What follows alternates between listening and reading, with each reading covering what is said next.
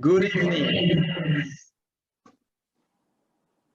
Good evening, dear guests from Germany, Israel, and the rest of the world, and welcome to the 10th annual Bucerius lecture. My name is Cedric Cohen-Scali. I'm the director of the Bucerius Institute for Research of Contemporary German History and Society. We are convening this evening to celebrate the 20th anniversary of the Bucerius Institute at the University of Haifa, and to celebrate also the 20th anniversary of our collaboration with ZEIT-Stiftung, Ebelin and Gerd Bucerius, based in the city of Hamburg. Since the very beginning of the Bucerius Institute 20 years ago, we have profited from the generous support of the ZEIT-Stiftung. We are very grateful for this support, and the achievement of the Bucerius Institute over these 20 years have proven how successful our collaboration has been. In the three main areas that define the mandate of the Bucerius Institute, we can see remarkable results. Thus, our first goal is to develop an autonomous research on a wide range of topics linked to contemporary German history and society. Over these 20 years, the changing Bucerius team has published many books, in fact 22, and more are in the making, in leading academic publishing houses, and many articles in leading scientific journals. Our goal is to organize academic events and academic exchange between Israel and Germany. It would be no exaggeration to say that we have organized over these 20 years hundreds of academic events and facilitated hundreds of academic exchanges between Israel and Germany. Our third goal is to support young researchers from Israel and Germany. Here again, we are proud to have supported thousands of young Israeli and German researchers in their academic development. Please visit our website and see the profile of the 12 current researchers at the Bucerius Institute and our current projects. Now that I have briefly presented the achievements of the Bucerius Institute, I would like to present you the man without whose constant efforts the Bucerius Institute would not have been possible. This man is our distinguished guest lecturer this evening, Professor Manfred Lahnstein. Professor Manfred Lahnstein is a member of the Board of Trustees of the ZEIT-Stiftung Ebelin and Gerd Bucerius in Hamburg. Professor Lahnstein runs his own consultancy company, Lahnstein and Partner International Consultant, and is member of several supervisory and advisory boards. Professor Lahnstein started his federal political career in 1977 as State Secretary in Germany's Federal Ministry of Finance. Between 1980 and 1982, he served as the head of the Chancellor's Office. Subsequently, in 1982, Professor Lahnstein became Germany's Federal Minister of Finance under Chancellor Helmut Schmidt. Professor Lahnstein has been a professor of cultural management for 25 years and is author of 6 books and numerous articles and essays. He was the president of the German-Israeli Association for over a decade and has been awarded honorary doctorates by the universities of Hamburg and Haifa. He is an honorary chairman of the Board of Governors of Haifa University. Professor Lahnstein is married to Sonia Lahnstein, also a great benefactor of the University of Haifa. They both have 2 children and 5 grandchildren. I would like to add to this presentation a personal note. I have been working regularly with Professor Lahnstein in the last 3 years. Huh? Sorry, please mute yourself. And I was always impressed by his commitment to the University of Haifa and to the Bucerius Institute in particular. This commitment was particularly visible in his kindness and very human approach to the entire team of the Bucerius Institute. Thank you so much, Professor Lahnstein. Today, Professor Lahnstein will be speaking in his lecture of 1,700 years of Jewish life in Germany, a history of prejudice. But before hearing Professor Lahnstein's lecture, the president of the University of Haifa, Professor Ron Rubin, who unfortunately could not join our Zoom meeting this evening, sent us a video with words of thanks to Professor Lahnstein and the ZEIT-Stiftung. Let's hear Professor Rubin's greeting, and then Professor Lahnstein, the floor will be yours.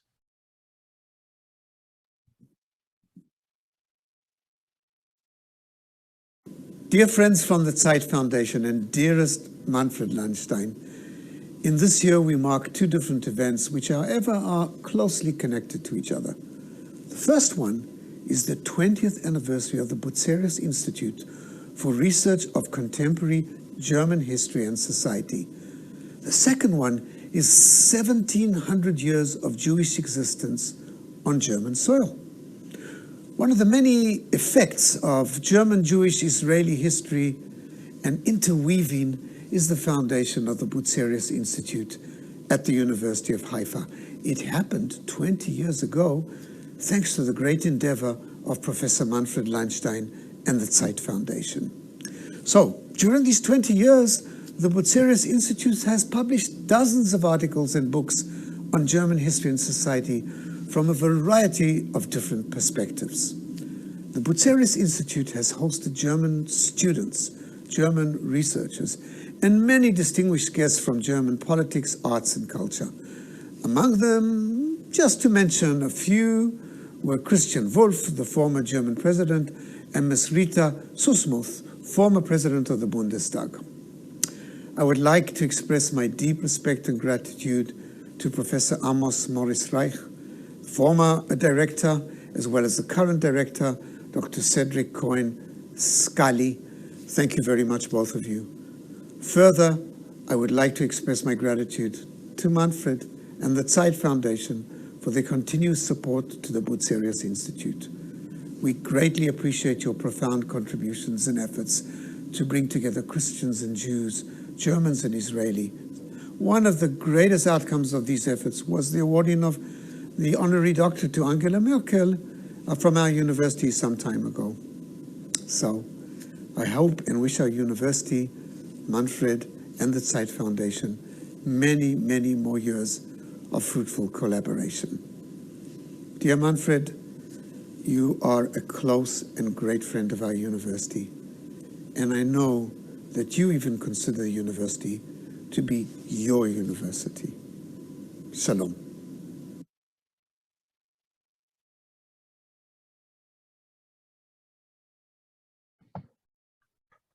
So please, Professor Lahnstein, the floor is yours. And after the lecture, Professor Lahnstein will be happy to answer to your question directly. Please, Professor Lahnstein. Unmute yourself, Professor Lahnstein. Understood. Will I be understood? Yes. Now I see. That's okay? Thank you, Cedric. Dear Cedric, dear Ron Robin, dear friends of our university. Greetings from Hamburg. Greetings from the ZEIT Foundation and especially from its CEO, Chairman, President, Michael Göring, who is as deeply involved in this affair as I am. It is my great pleasure to deliver this year's Bucerius lecture, albeit I can reach you only via the Zoom screen. For me, apart from 20 years of the Institute, 3 important events mark this year. The so-called Jeckes Museum, the Museum of German Jews who came to Palestine and to Israel, is moving from Teffen to our campus and will find its new home in the realm of the Hecht Museum. A heartfelt toda rabah to all those who have contributed to this welcome development. Furthermore, as has been said, we are commemorating 700 years of Jewish life in Germany. That is reason enough to make this event the topic of my lecture. And finally, an upsurge of open anti-Semitism in my country can be observed, especially in the wake of the latest conflict between Israel and Hamas. Please allow an introductory remark. I will not speak about the Nazi period and the Shoah. There are 2 reasons for it. We all know about the unique crimes and horrors of that period. I assume that we are all well informed about those years of terror and the attempted extinction of the Jewish people. So let us just remember this period in Paul Celan's words, "Death is a master of Germany."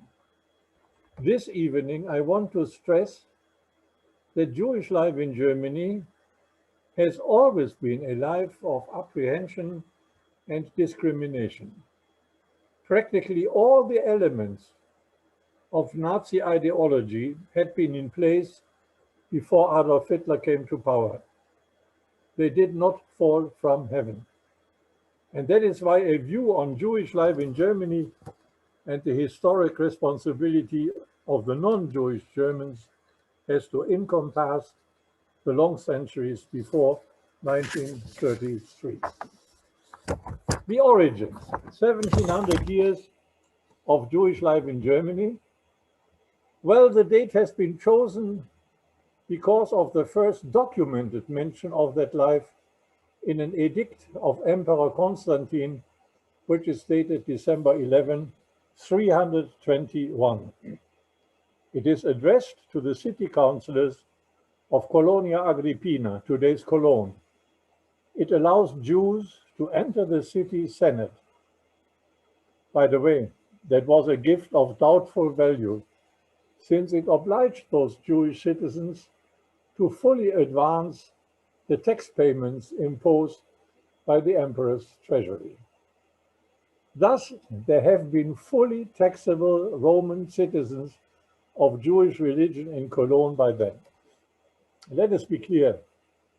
We are talking about Jews in the Roman Empire, not about Jews in Germany.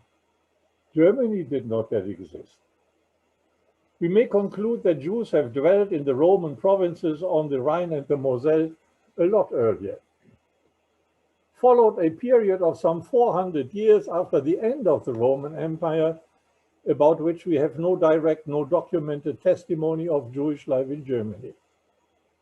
However, we may conclude indirectly that there must have been a Jewish presence on the banks of Rhine and Moselle during the great migration of the Germanic people as well.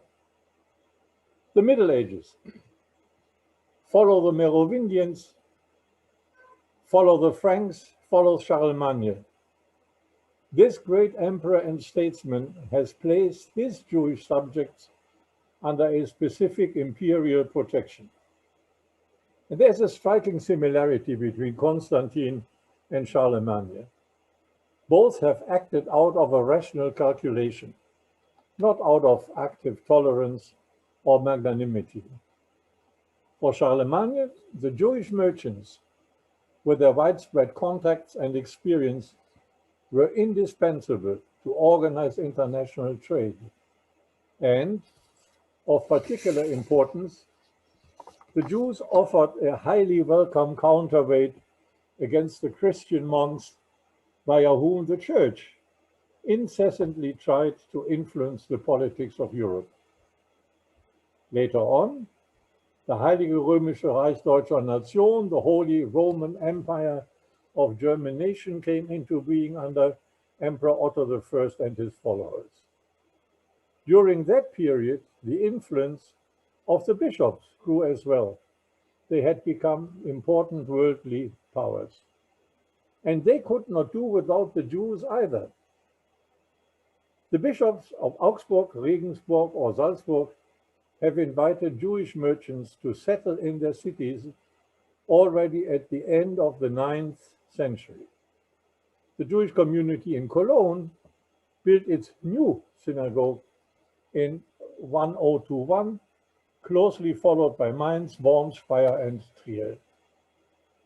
And Jewish communities did not only flourish in imperial cities or bishops' residences, but in many places in the wider Rhinelands. Names like Ahrweiler, Bacharach, Oppenheim, or Landau date from this period.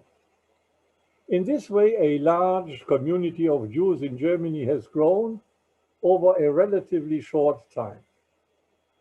Since then, we are talking about the Ashkenazim. And Jewish life was marked by the first version of Yiddish.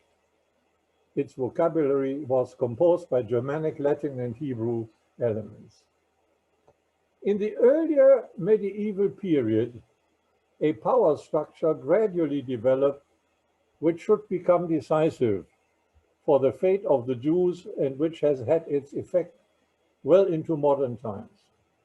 I'm speaking of the power triangle of state, church, and society. The structure of the states was authoritarian. It was rather rational, however. Those in power made their judgment dependent on the practical usefulness of their subjects, not that much upon their religious origins. On the other hand, the church tried everything to realize and to solidify her power aspirations. To this effect, it used shameful ideological dogmas like the one of the Jews as the murderers of Christ. The weak side of the above-mentioned power triangle, well, it was the normal people, or what we would call today society. Most of the townships had not yet developed their own personality. Middle classes did not exist. A gray and difficult everyday life prevailed, essentially marked by Christian creed and pseudo-Christian superstition. No wonder then that the Jewish communities could not find a secured place in those structures.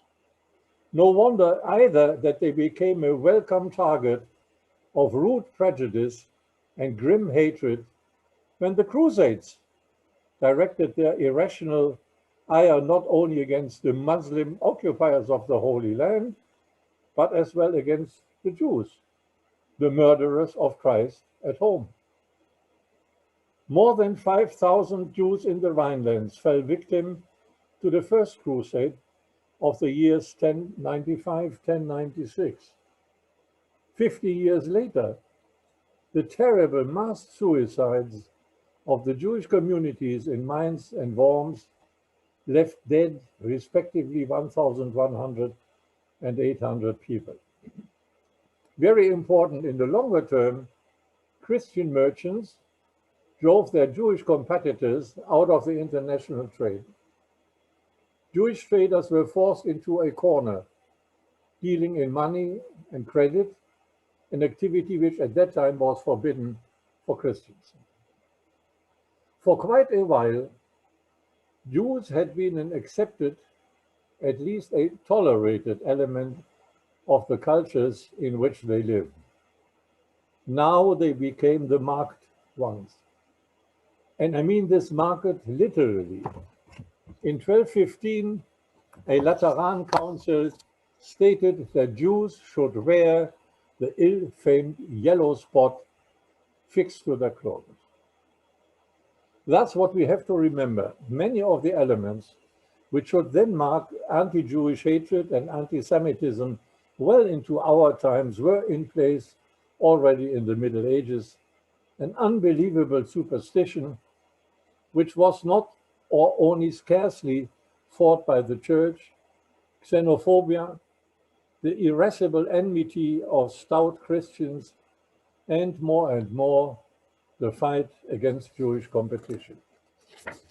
And yet, there is convincing proof that the Jews in Germany have produced impressive examples of strong cohesion and great intellectual achievement. There was a problem, however. The deep spiritual sources of this achievement remained hidden to non-Jews, a problem which has not completely disappeared even today. We have to add to it the fact that Jewish scholarship expressed itself in Hebrew, a language nobody understood outside of the communities. All that appeared to non-Jews, combined with strange habits and traditions, as mysterious, if not outright as weird. Followed the abominable crimes committed against the Jews in Germany during the years of the Great Plague in 1348, 1349. Already at that time, dear friends, the world was full of fake news, which spread with lightning speed. The poisoning of wells, the desecration of consecrated wafers, the ritual murder of children. There had to be a scapegoat with which to explain the pandemic. And the Jews were the traditional scapegoat. Almost everywhere in Germany, they became helpless victims of a wild mob, and in many cases, Christian authorities willingly supported the killing. It was during this period that many Jewish families left their traditional homesteads in Germany and emigrated to the east, to Poland. King Casimir III had started a large welcoming campaign in his Polish-Lithuanian territories. This far-sighted ruler had appraised the important role of a strong Jewish population in the modernization of his backward provinces.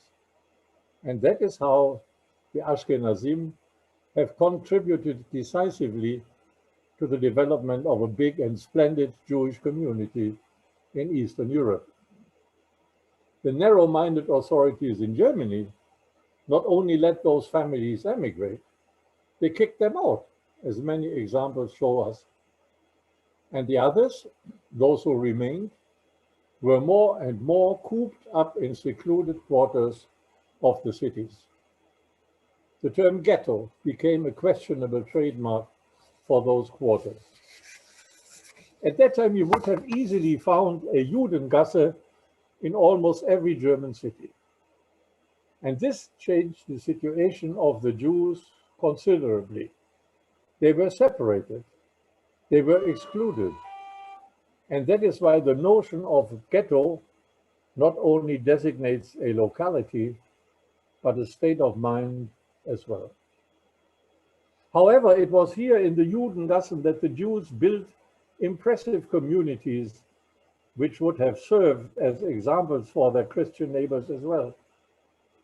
A community council, most often of 7 men, managed communal institutions such as the synagogue, the cemetery, the mikveh, the slaughterhouse, and the hospital.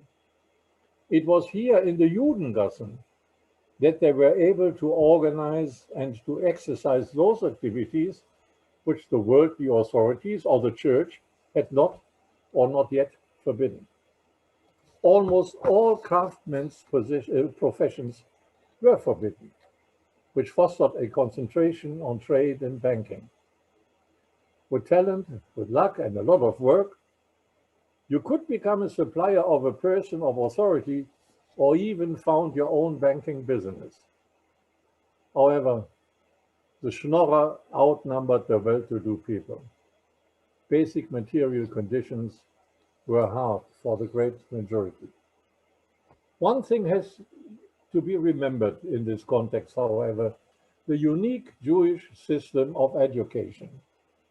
Yes, it was closely linked to religion and did not leave much space for worldly matters. Yes, formal education clearly centered on boys. However, theology was the mother of all science and of all education for the Christians as well. And schools did not open to girls either. On the other hand, the education system of the Jewish communities comprised almost all boys and young men. And that has immensely fostered many, many examples of impressive intelligence and creativity. And as far as the girls and young women were concerned, yes, they may have been regarded as the minor children of their parents or subject to their husbands. However, many of them learned at least to read and many of them to write as well. The often cited and famous Glickel von Hameln may have been an exception, but it has not been an isolated case. To sum it up, in the period of the late Middle Ages, the power triangle of state, church, and society had changed insofar as the urban society was structured in a much clearer way. Social strata had consolidated. All that influenced daily routine, the choice of a partner, or clothing habits. But they all had one thing in common: Christian religion and the strong links to its representatives and preachers. And the so-called Reformation in Germany has not changed that a bit. The Dominican monks indoctrinated from the pulpits, and so did Martin Luther. Towards the end of his life, he has published some disgraceful pamphlets, one of them titled "About the Jews and Their Lies." Luther was absolutely clear in how Protestants should deal with Jews: burn down their synagogues and schools, take the Talmud and their other holy scriptures away, condemn them to forced labor. Yes, this side of Martin Luther is part of the German history as well. Basically, these structures of the late Middle Ages have remained predominant well into the 18th century. We like to talk about and to remember the few who perhaps made it out of the ghetto. We like to talk about the bankers and the court suppliers. Well, but even someone like Meyer Amschel Rothschild was not in a position to leave Frankfurt's Judengasse. In 1785, Rothschild by then was a famous and widely recognized personality. He asked Frankfurt's authorities permission to take walks on the green walls in order to strengthen his health. This permission was outright refused in 1785. At that time, Lessing had died already, and Goethe was serving as a minister in Weimar. And as far as the so-called Hofjuden, court suppliers, are concerned, they might have enjoyed a protected, privileged, and sometimes luxurious life at the princely courts. However, this protection ended when the prince died, or simply withdrew his support. In the early 18th century, Joseph להגביר את זה. זה היה לי קודם יותר חזק, זום. Joseph Zuskind Oppenheimer is an especially dramatic example. Enlightenment, an all too short interlude. Let us start our glimpse on the period of enlightenment with the great Moses Mendelssohn. Moses Mendelssohn followed his teacher from Dessau to Berlin in 43. Volume.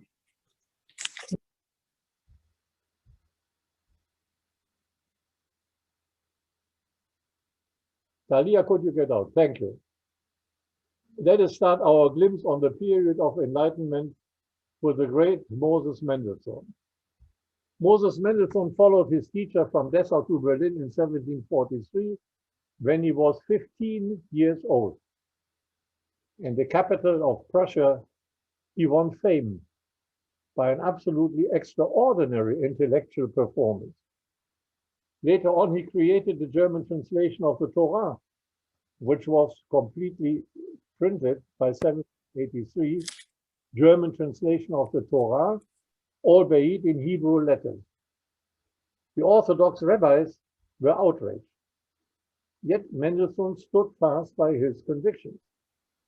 These convictions included a limited integration into non-Jewish Western culture. His friendship with Gottfried Ephraim Lessing, the latter's essential theater piece, Nathan der Weise, and the famous Parable of the Rings are proof of these convictions. Limited integration, I have said.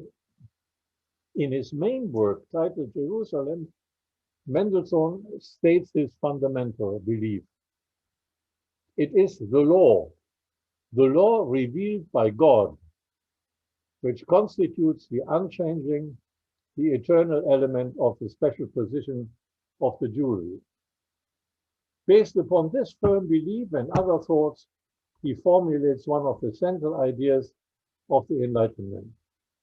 A Jew a Jew is a fully equal fellow human being while maintaining and upholding his beliefs. Wilhelm von Domen, the Prussian chief archivist, went a step further. He accused the prejudice-ridden non-Jews to be responsible for the deplorable circumstances under which their Jewish neighbors had to live. The so-called Edict of Emancipation became a part of the Hardenberg reforms in 1812. And there was movement on the Jewish side as well. David Friedländer, a pupil of Mendelssohn, had founded the first Jewish free school already in 1778. This type of school, which quickly found successors in other Jewish communities, offered a secular education next to the traditional Jewish one. So far, so good. However, if we raise the idealizing curtain, we have to acknowledge that the Enlightenment has not really reached the broader German society. Enlightenment, as essential as it is for all of us until today, had been a brainchild, not a revolution. And if I say broader German society, that includes the Jewish communities as well. The great majority of them continued to live in isolation and in poverty. No wonder then that the forceful anti-liberal reaction came soon to the forefront. The fight of the Germans against Napoleon contained the fight against French imports as well. And for many Germans, this included the fight against the basic values of the French Revolution. And another important problem arose: the quest for a German nation. Influential thinkers, such as Fichte, Arndt, or the ill-famed Turnvater Jahn, defined the German nation on a populistic and romanticizing basis. For them and many others, the nation was not a community of values, but a community of descent, of origin. A community not of values, but a community of descent, of origin. This turning point is of decisive importance. It has defined the seed of secular anti-Semitism. The traditional prejudices have been enriched by new ones: cultural, nationalistic, ideological, and a little later, racist prejudices as well. There have been liberal counterweights, of course. That is why we should remember and honor Gabriel Rieser from Hamburg. This Jewish member of the 1848 Paulskirchen Assembly has been decisively influential for a proclamation of basic rights which was adopted by the Frankfurt Assembly. We may read in Article 5, I quote, legal and civic rights are neither defined nor limited by religious creed. Nowadays, it has become a good tradition to remember 1848, the Paulskirchen Assembly and this proclamation of basic rights. However, we are not allowed to forget 1849, a year later. The counter-revolutionary reaction of the kings, the princes, and the nobility as a whole fought back. And that is why the full equality of rights for the Jews in Germany has been realized only in 1871, after the foundation of the German Reich. In the meantime, Jews have actively pursued their fight for emancipation and equality, yet this fight was not necessarily following the postulates of Moses Mendelssohn or the already mentioned Article 5 of the Paulskirchen Constitution. Many Jews have fostered their distance to the synagogue because that seems to be the necessary entrance ticket to the prevailing German culture. And others have tried to find a solution in a conversion to the Christian religions. This has been a small minority, however. The German Empire, a heyday for Jews in Germany. The period of the German Empire, which lasted from 1871 to 1918, is often described as a heyday for Jewish life in Germany. I believe that a more cautious look is needed. Yes, this period is abundantly rich with great Jewish achievements, and there are several reasons for it. The Industrial Revolution played a preponderant role. Industrial Revolution offered chances hitherto quite unknown to Jewish entrepreneurs, and they grasped them resolutely. Let me mention only Emil Rathenau, the father of the legendary AEG, great Jewish bankers such as the Rothschilds or Bleichroeder, Bismarck's private financier. Let us remember important Jewish publishers, such as Rudolf Mosse, who founded the Berliner Tagblatt, the first product of mass publication. Let us not forget Albert Berlin, Europe's biggest ship owner and a personal friend of Emperor Wilhelm II. However, we cannot ignore that the secular anti-Semitism of that time then equated the Jews with capitalism, that destroyer of a pretended venerable, pure German way of life. It was easy to incite the little German shop owner against the big department stores of Tietz, Wertheim, and the like. And then the Jewish community itself underwent a sweeping sociological and demographic change as well. In the middle of the 19th century, more than half of the Jews in Germany had been desperately poor. One would have found Schnorrer at almost each street corner. But now, a new Jewish middle class came into being. A rapid urbanization engulfed Jewish families as well, whereas in 1870, only 20% of them had lived in big cities. More than 60% did so only 40 years later. The majority of these people thrived for more than a formally equal position. Strange as it seems, they wanted national identification as well. Already in 1870, the magazine Der Israelit had written, "We, the German Jews, are Germans and nothing else."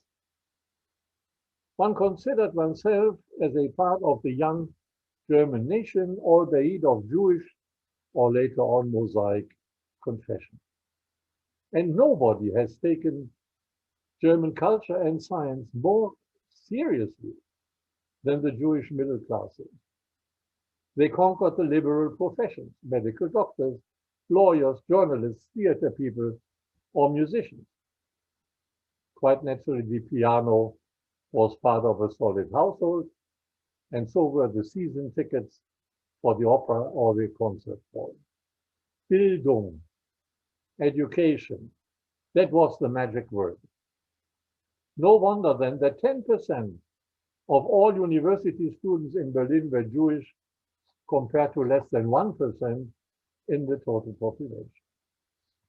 However, and this is important to note, despite of a far-reaching integration of so many Jews into the culture of the non-Jewish German majority, the societal and cultural separation remained stubbornly strong. Large parts of the German society kept their distances, persisted in their discrimination. And this may have been one of the reasons why a new movement came to the forefront, Zionism. The dynamic urge with young Jews to develop their own specific personality had been the initial force behind it. Their question was as simple as it was groundbreaking. Why shouldn't there be a Jewish nation with its own history and culture? And so a Zionist Union for Germany was formed in 1897. The sufferings of the Jews in Eastern Europe became a pressing topic, and more Jerusalem, and with it Palestine, became the place of the Zionist yearning. However, the majority of the Jews in Germany, many important rabbis included, shook their heads and remained skeptical. They were afraid that Zionism would strengthen the hands of the anti-Semites and nothing else. Back to this anti-Semitism. For the normal non-Jewish German bourgeoisie, its prejudices and cliches had remained a firm element of thinking and of feeling. They were part of their cultural code. We are accustomed in this context to cite Richard Wagner, and that with good reason. Let me choose another German darling, Wilhelm Busch, who remains immensely popular until today. Wilhelm Busch has composed a poem called Plisch und Plump in 1882, of which I offer my personal clumsy translation. Short trousers and a long mane, a hooked nose and a hooked cane. The eyes are black and the soul is gray. The hat lopsided and the smiling white. That is Smulchen Schiefelbeiner. The others look a lot finer. It couldn't be much worse. And the notion of we others marks the beginning of an anti-Semitism which was not just the sum of prejudice, but became a firm and comprehensive ideology. And the notion of race became the cornerstone of that ideology. Heinrich von Treitschke, a star among German historians, taught in 1879, the Jews are our disaster. From here, it was only a short road to the national elections of 1893, which flushed 18 representatives of openly anti-Semitic parties into the Reichstag, our parliament then. All in all, the German version of anti-Semitism was complete well ahead of World War I. World War I, the Great War, determined the fate of the German Empire. In 1914, at its beginning, young men in their hundreds of thousands, and many young Jews amongst them, had rushed eagerly to the battlefields. They had not given up their hope for respect and recognition. But then, in 1916, Berlin ordered a so-called Judenzählung, a census of Jewish soldiers in the army. Government and general staff thus followed unfounded reproaches according to which young Jewish men tried to avoid military service. This order resulted in a deep and in many cases traumatic disappointment. The country which one was prepared to give his life for seemed disposed to miserable treason. The Weimar Republic, a last respite, 1919, after the defeat in World War I, Germany had to find new structures for the state and new forms of government. It had to do so quickly and in an absolutely radical way. One of the inevitable consequences, a deadly strengthening of totalitarian and reactionary forces. The breeding ground for a radical anti-Semitism flourished quickly.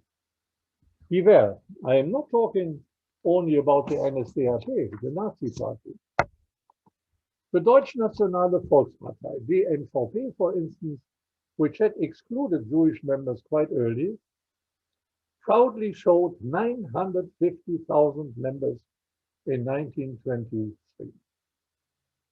The dominating circles of the defunct empire adhered to this party. When this disgusting lampoon of the so-called Protocols of the Wise Men of Zion was published in a German version, hundreds of thousands of copies were sold in a matter of weeks. The balancing powers in politics and society were too weak. A rampant inflation and then the big economic crisis contributed to the weakening of democracy and the sense of decency. The anti-Semitism of the word became the anti-Semitism of the deed. Let us remember Rosa Luxemburg, Kurt Eisner, and Walter Rathenau. Looking at that decade from a slightly different angle, the so-called golden 20s were all but golden. Those years of the Weimar Republic were a dream for the Jews in Germany, but a dream which would degenerate into a nightmare all too quickly. They had to serve as scapegoats once again, were accused of being the real reason for the German defeat in the war, for economic misery and social disaster.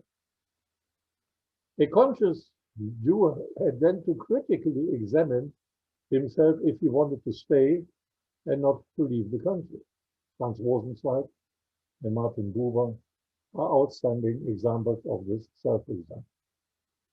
Other equally outstanding men and women found a prominent place in science and culture. Who of us could forget Albert Einstein or Max Reinhardt, to pick just two out of the multitude?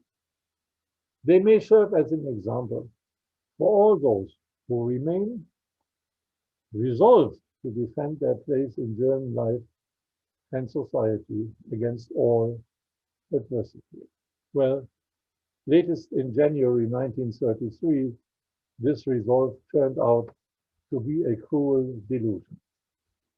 After 1945, for Germany, both Hitler's coming to power and the end of his reign in 1945 have meant an enormous turning point. The country was demolished and destroyed, physically, mentally, and morally.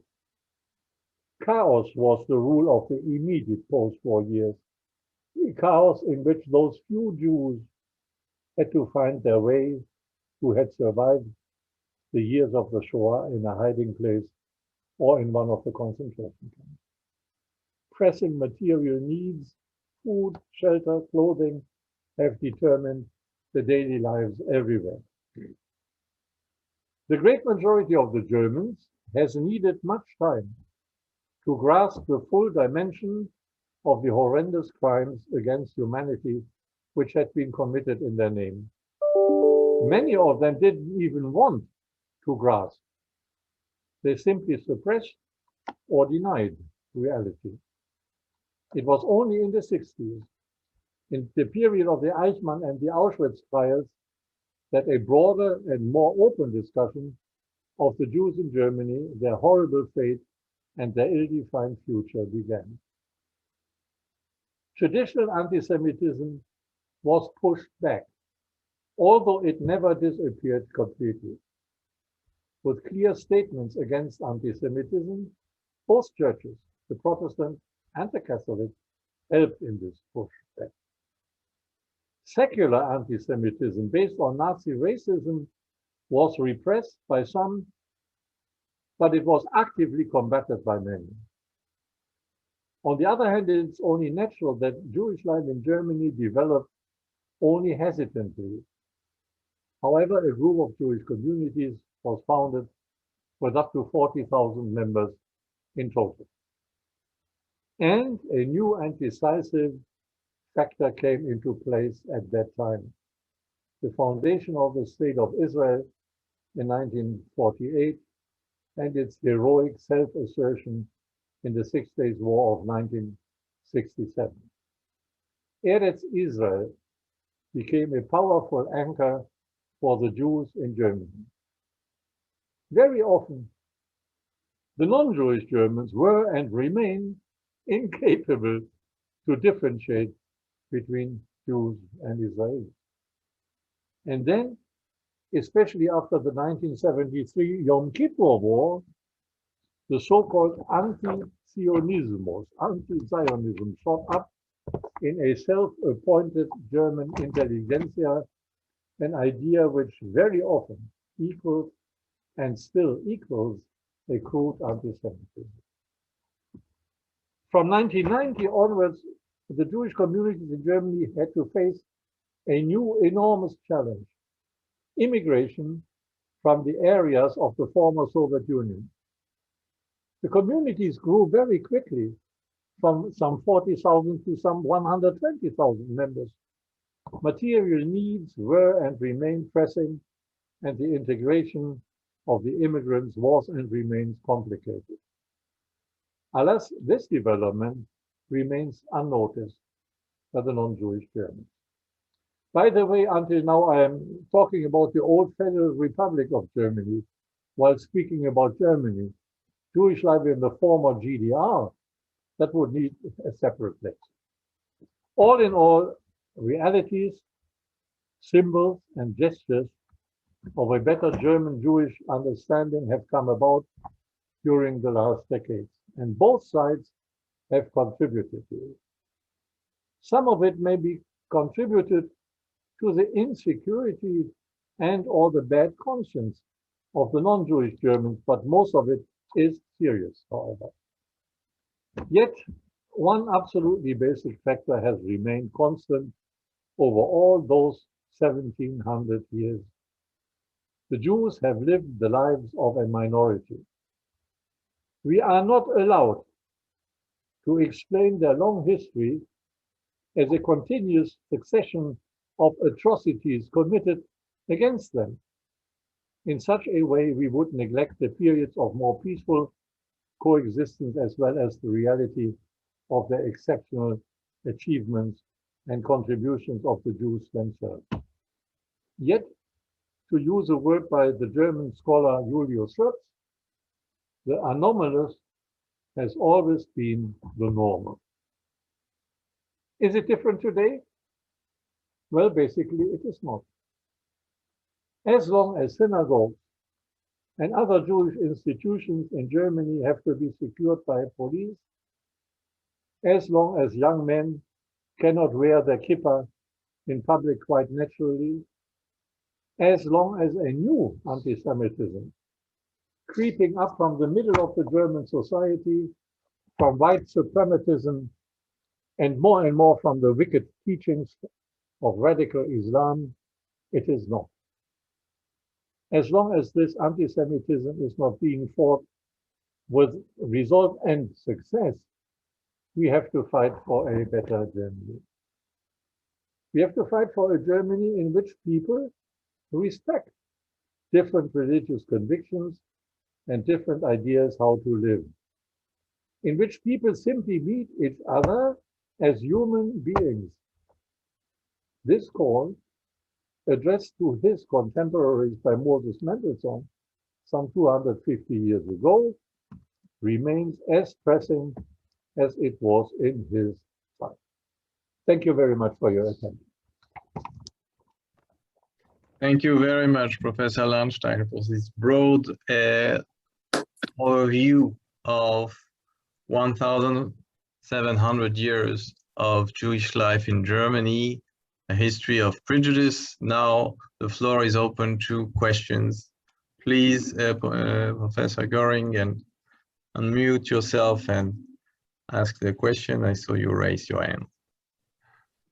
Well, I raised my hand really to applaud Manfred Lahnstein for his great lecture. I didn't really want to ask a question, but since you asked me, there's one thought that I had for quite some while, and I think, Manfred Lahnstein, I never really expressed it to you, but do you think, maybe it's a bold idea, we have all entered now the age of diversity.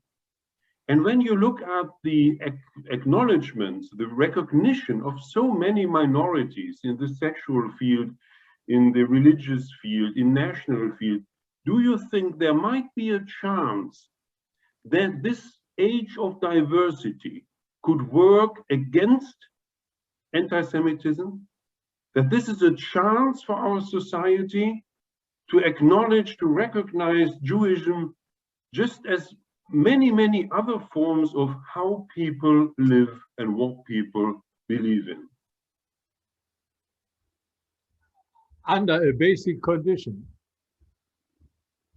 What Moses Mendelssohn said it in his way, to respect the other with his different position in diversity as a human being. A human being is defined by human dignity. For us in Germany, for me personally, by the preamble of our constitution.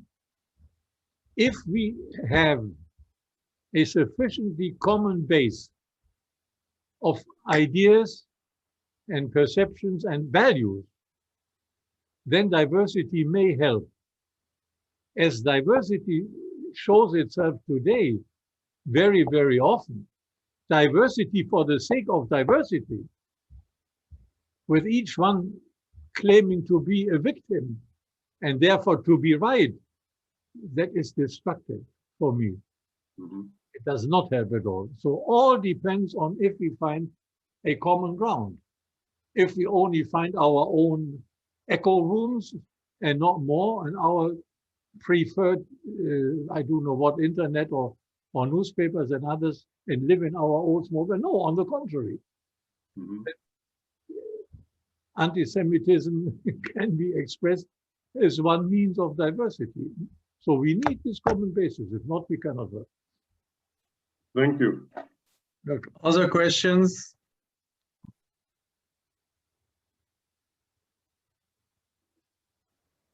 Can I? Yes, of course. Okay. Manfred, it was a wonderful lecture. And I would have one very specific question about Hamburg, since you come from Hamburg. And it is concerned with the golden century in the Netherlands, so the 17th century, where the Jewish community had an important role in the flourishing of the Netherlands. And my question is, any relation or anything that has to do with the attitude in Hamburg and in what remained of the Hanseatic League in the 17th century toward the other naval and commercial power that was slightly more to the west. Oliviero, that requires a substantiated answer. The Jews who came to us at the very end of the 16th and then in the 17th century, they came to a place which was not yet Hamburg as it is today. And the basic fact is, somewhat simplified, that the Jews first came to Altona Altona was a Danish or Danish-dominated city and a competitor to Hamburg. And again, it was like with Constantine and Charlemagne. The people of Altona invited the Jewish families because they were so well connected via Amsterdam until to the Caribbean and other parts of the world. Hamburg, as it was then, was a relatively stout Protestant city which had difficulties to accept its Jewish community. So, and this part to link it with the Hanseatic League, which existed only on paper at that time, it had all but disappeared, or with the historic liberality of the Hamburg people, no. I think we are a relatively liberal city, and we had a thriving Jewish community before 33. Hamburg, as it was then, was even called the Jerusalem of the North. And of course, we had eminent people from the Jewish community which enriched Hamburg's life, not only Albert Berlin. But all in all, perhaps the proud Hamburger would say we have been so liberal and anti-Semitism, no. On average, the Hamburgers were as anti or pro-Semitic as the rest of the country, or roughly speaking. Yes, I see here Miki. Yeah, please unmute yourself. Hello, thank you very much, Professor Lahnstein, for this really excellent, distinguished lecture. I'm Miki Drill, project manager at the Israel office of the Friedrich Ebert Foundation for 20 years now. And I have two specific questions. Question number one, what do we know about the the emperor's personal attitude toward Jews?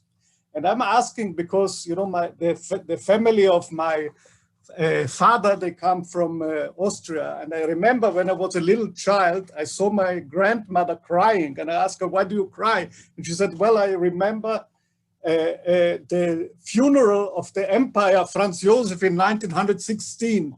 And I asked her, why do you cry? She said, because he was so good to the Jews. There will never be such a good person to us Jews again. So my question is how is Wilhelm received in his attitude toward, personal attitude toward Jews? This is one question. The second one is regarding the Christian streams of Catholicism and Protestant. Can one say there is a degree of anti-Semitism if you compare these two streams? In other words, are Catholic areas more anti-Semitic than Protestant areas, or the other way around? And also, if you know if there were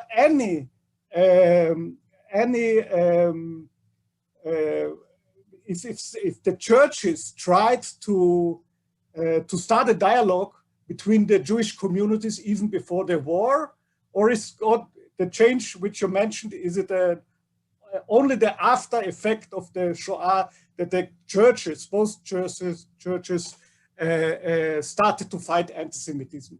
Or do we know about such phenomena even before the war? Thank you very much. Thank you. As far as Wilhelm II is concerned, I'm not a specialist of scholars. Herr Göring might know more about it, or Thomas, you might know more about it, because they were always strange people to me. But you can assume that German nobility, up to the emperor's level, was not necessarily anti-Semitic, but they were very far from the realities of day-to-day life and Jewish life in particular. There have been anti-Semitic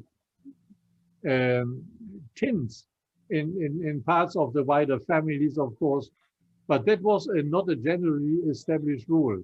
On the other hand, Wilhelm II, one of his closest friends was Albert Berlin, here from Hamburg, a leading member of the overall Jewish community in Germany.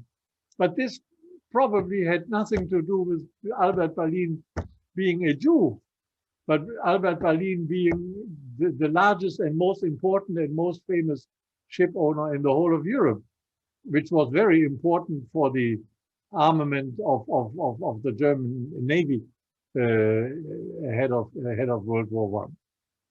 I do not know more. I'm not a specialized historian, so I confess my lack of knowledge. As far as Protestant and Catholics are concerned, there has been a big discussion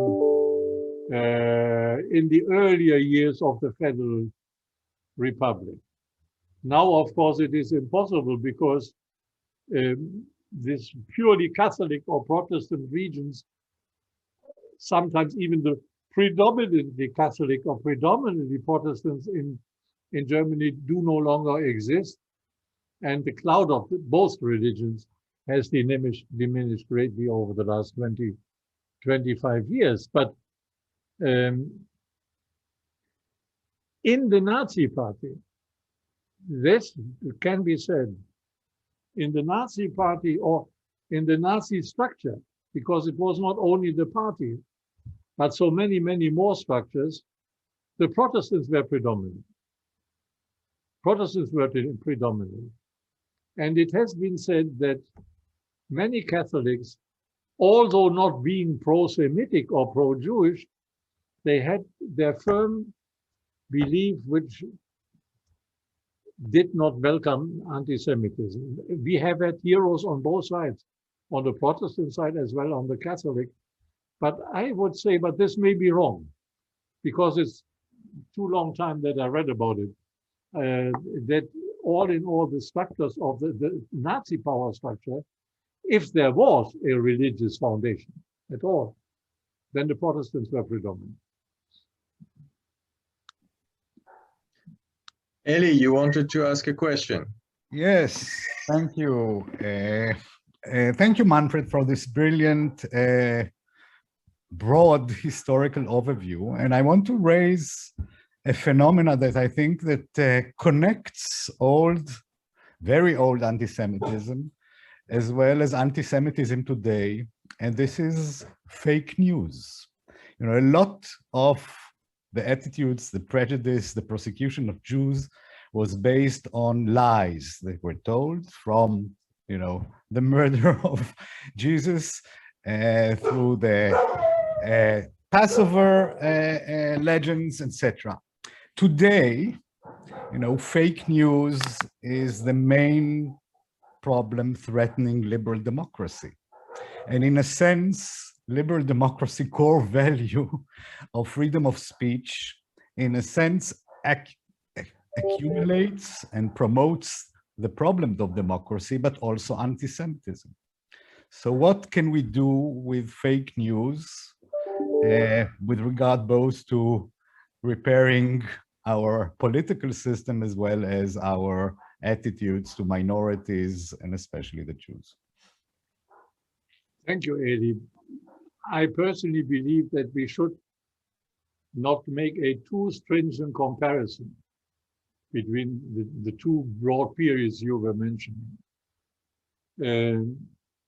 You come to the what you called fake news in the very early Christian period, when Christian anti-Semitism, anti-Judaism would be, I think, be the more word, but there is a big discussion even about this kind of definition. That was part of the religious belief. And as part of the religious belief, that what you call fake news, murderers of Christ, and so on, became part of the dominating opinion, sometimes forced upon via the church. That is different today. That does not say that it is less dangerous today. And as far as the negative influence of the so-called social media are concerned, I have to be very cautious. If not, I explode. And Sonia is sitting somewhere, and she will have to put a brake on. and you know my position. I think what is being advocated is a better education, so-called media competence. How do we deal with these ways of expressing prejudice? And of course, there is a lot of truth in it, but it's, for me, it is not good enough. But I must say, at the end of a relatively long life, I have found no convincing instrument, except of talking to other people. Of course, there are laws, and there are stout laws, especially in Germany, and they are being adapted, I think, fortunately. So the rule of the law, I would not at all underestimate it, on the contrary. But in the end, nobody of us can live without prejudice. Now, most of these prejudices are completely harmless. All of us live with prejudice. As long as they are harmless, as long as we are able to recognize them as prejudice and then fight it, I think everything is okay. But these people you were referring to, Eli, I think they do not even recognize it. They do not talk about fake news. They are talking of what they believe is the truth. And then it's very difficult to make a debate. I'm reading a lot about, especially this issue. I have not found a valid answer. That is sad, but that is the way it is for me. I hope you have better answers, all of you. Other question, please. Valeria. Yes. Hi. Thank you, Manfred. I think that the diversity and the identity are two words of the same category. The diversity is a different way to think in terms of identity, where the term I is in the center. So I ask you if you think that it could be a good chance to move the education to think in terms of identity, move in a way to think in terms of membership, because I can be a member of a lot of communities, but it's no problem of identity. I don't live myself, and I can be in more communities. And so the prejudice against Judaism and Zionism, they are different things. I think it's also could be involved in this kind of mythology of identity. I don't know what you think about it. Yeah, I couldn't agree more. For decades now, the simple observation that we all live not in an identity, but in identities, in the plural, has convinced me deeply. And it is correct. Each one of you, you look into yourself, you have various identities in yourself. As long as you recognize this fact, and as long as you do not take one of those identities as the absolutely dominating one, I think one has made a great step forward. The problem is, again, with those people which I feel we cannot reach, is that they would not accept it. For them, it's one of the different entities, identities they are living in, which is dominating the rest. Dominating the rest. And that is so difficult. But I think it helps a lot, because you talk to whom you want to talk. It is relatively easy to at least show him or her that she or he is living in a variety of identities. I see my our close partner Guido sitting there. I once made a joke with him, and we defined our entities. We easily came up with 5 or 6 or 7 different identities. This is as an instrument of enlightening people, of talking to people. I think it's very valuable. Yes. Are there other questions?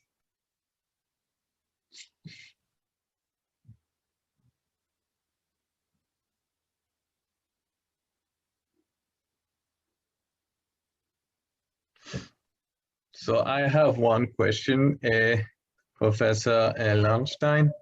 I really enjoyed your lecture, and once again, I'm really fascinated by your commitment toward Judaism, and I'm asking, out of this discussion about identities and the way of transforming oneself, what brought you personally to this so friendly attitude toward the history of Judaism?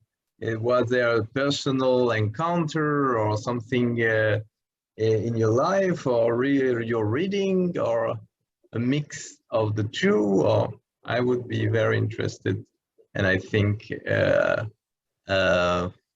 most of us would be interested to understand what was at the beginning of your passion for the Jewish history and the connection between German and Jewish history. That comes via Israel. It didn't start with Jewish history. It started with Israel, and via Israel with the Jews in Germany, and of course the Shoah period. I grew up after the war. I'm born in 1937. So after the war, I was a boy. My father died in 1946, so I could never ask him, never discuss with him. And anti-Semitism or Jewish life was no topic for me. I was born in a small village. Apparently there was one Jewish family in the village, but nobody knew, of course, what happened to them. And it was only really when the Eichmann trial and the not only Auschwitz, but other extermination camp trials came about. I have to tell this story, and forgive me, that may take 3 minutes. In Düsseldorf, there was the Treblinka trial. Treblinka was the extermination camp where out of hundreds of thousands of murdered Jews, 54 had survived. Much more brutal than one could imagine. And the guy who ran the camp, Franz Stange, under a different name, he lived as a waiter in a Düsseldorf restaurant. He was caught. So the trial took place in Düsseldorf.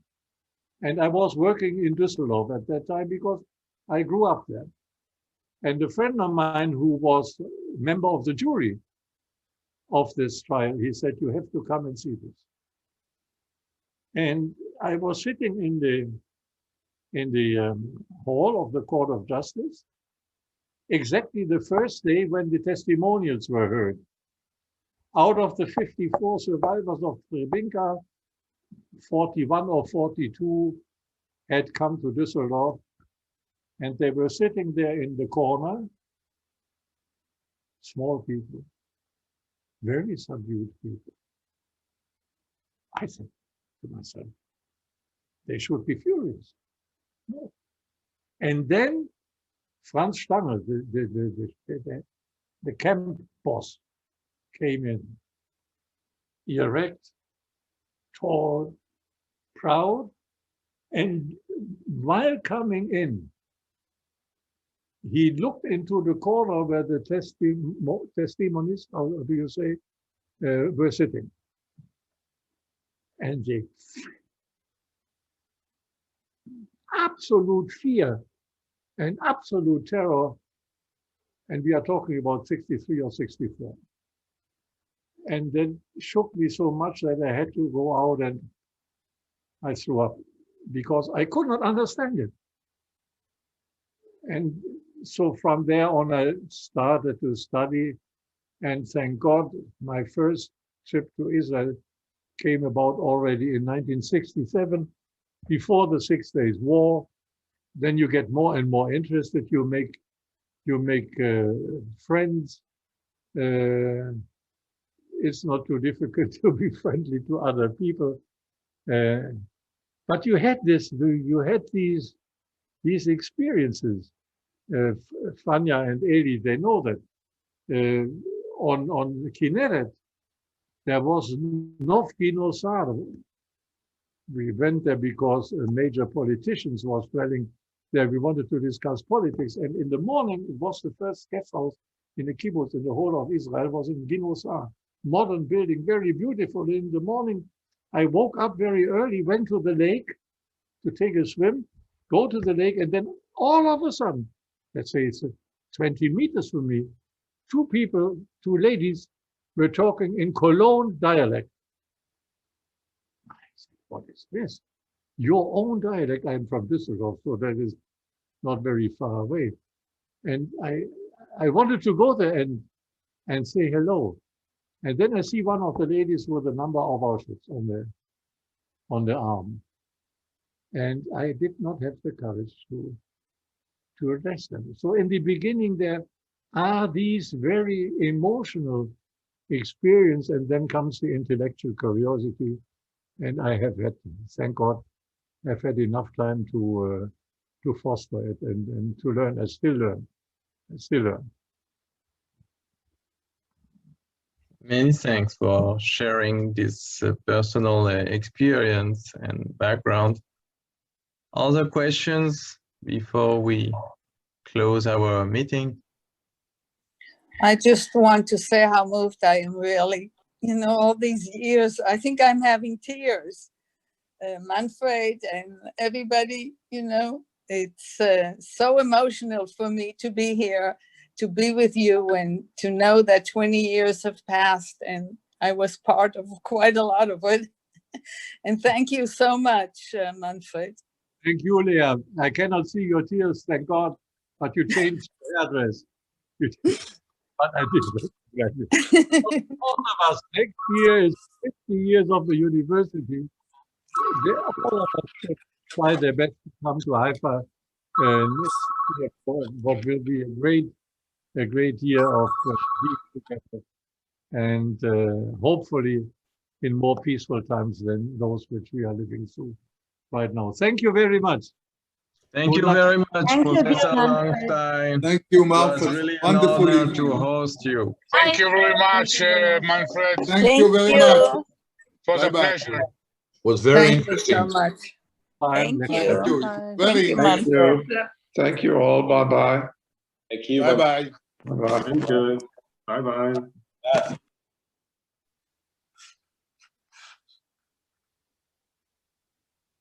מאוד מעניין. Se callaron los dos juntos se callaron.